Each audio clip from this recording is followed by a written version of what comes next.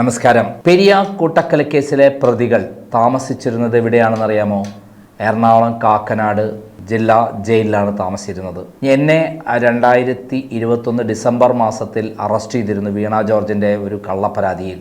Police എഴുതി ചേർത്ത വ്യാജമായ വകുപ്പുകൾ ചേർത്ത് അർദ്ധരാത്രി കോടതിയിൽ ഹാജരാക്കി, മജിസ്ട്രേറ്റ് മുമ്പാകെ ഹാജരാക്കി. എനിക്ക് ജാമ്യക്കാരെ ഹാജരാക്കാൻ പറ്റാത്തത് കൊണ്ടാണ് എന്നെ ആ കേസിൽ കുടുക്കിയത്. എന്നാൽ ആ കേസിൽ അങ്ങനെ കുടുക്കിയെങ്കിലും 7 ദിവസം കൊണ്ട് എനിക്ക് ജാമ്യം കിട്ടുകയും ഞാൻ പുറത്തിറങ്ങുകയും ചെയ്തു.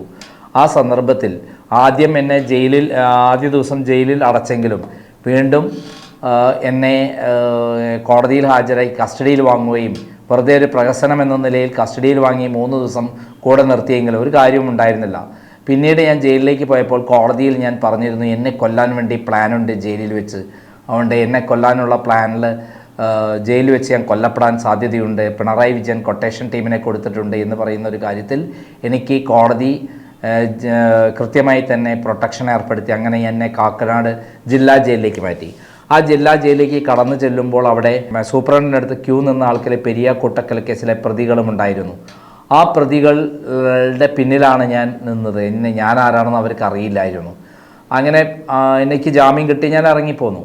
പിന്നീട് എന്നെ 2022 ജൂലൈ മാസത്തിൽ എന്നെ കള്ളക്കേസിൽ പെടുത്തി എന്നെ വീണ്ടും അറസ്റ്റ് ചെയ്തു. ആ അറസ്റ്റ് ചെയ്തപ്പോൾ 34 ദിവസം ജയിൽ കഴിയേണ്ടി വന്നു. ആ സന്ദർഭത്തിൽ എനിക്ക് കാക്കനാട് ജില്ലാ ജയിലിൽ പ്രൊട്ടക്ഷൻ ഏർപ്പെടുത്തിയിരുന്നു.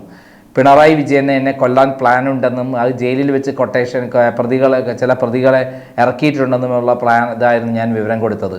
കോടതി അത് അംഗീകരിക്കുകയും എനിക്ക് പ്രൊട്ടക്ഷൻ ഏർപ്പെടുത്തുകയും ചെയ്തു. ജയിലിൽ എല്ലാവിധത്തിലുള്ള സുരക്ഷിതത്വം എനിക്ക് ഏർപ്പെടുത്തി. എൻ്റെ തൊട്ടടുത്ത് താമസിച്ചിരുന്ന സെല്ലിൽ താമസിച്ചിരുന്നത് ആർഷമായിരുന്നു. എനിക്ക് എൻ്റെ കൂടെ ഒരാളെ മാത്രമാണ്, ഒരു 10-35 വയസ്സുള്ള പയ്യനെ മാത്രമാണ് നിർത്തിയിരുന്നത്. കാരണം ആ റൂം ക്ലീൻ ചെയ്യാനും മറ്റേനൊക്കെ ഒരാളെ ആവശ്യമുണ്ടായിരുന്നു. മാത്രമല്ല അദ്ദേഹം വലിയ കുഴപ്പക്കാരനുമായിരുന്നില്ല. അങ്ങനെ പോലീസ് അവിടുത്തെ സൂപ്രണ്ടിൻ്റെ സഹായത്തോടു കൂടി സെല്ലിൽ പ്രത്യേകമായി താമസിക്കുമ്പോൾ എൻ്റെ തൊട്ടടുത്ത സെല്ലിൽ താമസിക്കുന്നത് ഒരു ക്രിമിനൽ ആയിരുന്നു, ഒരു കൊട്ടേഷൻ ടീമിലെ അംഗമായിരുന്നു. അതിന് അപ്പുറത്തെ താമസിച്ചിരുന്നത് ആർഷമായിരുന്നു. അടുത്ത റൂമിൽ താമസിച്ചിരുന്നത് കൊട്ടേഷൻ ടീമിൻ്റെ ആളായിരുന്നെങ്കിലും എന്നെ ക്രൈമൊക്കെ വായിച്ച് ക്രൈമിൻ്റെ ഒരു ആരാധകനും കൂടിയായിരുന്നു.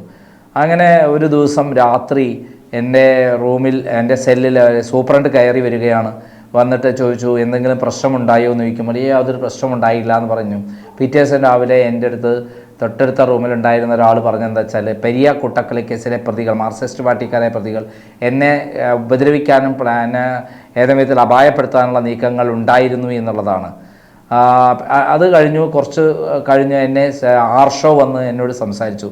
ആർഷോ പറഞ്ഞു, ദയവായിട്ട് പുറത്തൊന്നും പോകരുത്, കാരണം എന്താണെന്നറിയാമോ, എന്തെങ്കിലും സംഭവിച്ചാൽ എൻ്റെ പേരിലേക്കാണ് കുറ്റം വരിക. ആർഷോ എന്ന് പറയുന്ന SFIയുടെ സ്റ്റേറ്റ് സെക്രട്ടറിയാണ്. അദ്ദേഹം എൻ്റെ തൊട്ടടുത്താണ് 100ഓളം ദിവസം ജയിലിൽ കഴിഞ്ഞെങ്കിൽ ഞാൻ 34 ദിവസം കൊണ്ട് ജയിലിൽ നിന്ന് എനിക്ക് ജാമ്യം കിട്ടി. ഹൈക്കോടതിയിൽ പറഞ്ഞു എൻ്റെ പേരിൽ യാതൊരു തെളിവുമില്ല എന്ന് പറഞ്ഞുകൊണ്ടാണ് എന്നെ കുറ്റവിമുക്തനാക്കിയത്. ജയിലിൽ വെച്ച് അപായപ്പെടുത്താനുള്ള നീക്കമുണ്ടായിരുന്നു എന്നുള്ള വിവരമാണ് ഞാൻ പുറത്തുവിടുന്നത്. അത് പെരിയ കൂട്ടക്കൊലക്കേസിലെ CPM-കാരായ പ്രതികളായിരുന്നു അതിന് പ്ലാൻ ചെയ്തിരുന്നത്. എന്തായാലും ഇന്ന് സുപ്രധാനമായി വിധി വന്നിരിക്കുകയാണ്. 24 പ്രതികളിൽ 14 പ്രതികൾ ശിക്ഷ അർഹരാണ്. ജനുവരി 3 പ്രഖ്യാപിക്കും. അതിൽ കുഞ്ഞിരാമൻ എന്ന് പറയുന്ന ഉദുമ മണ്ഡലത്തിലെ മുൻ MLA-യും ഉണ്ട് എന്നുള്ളതാണ് ഏറ്റവും പ്രധാനം.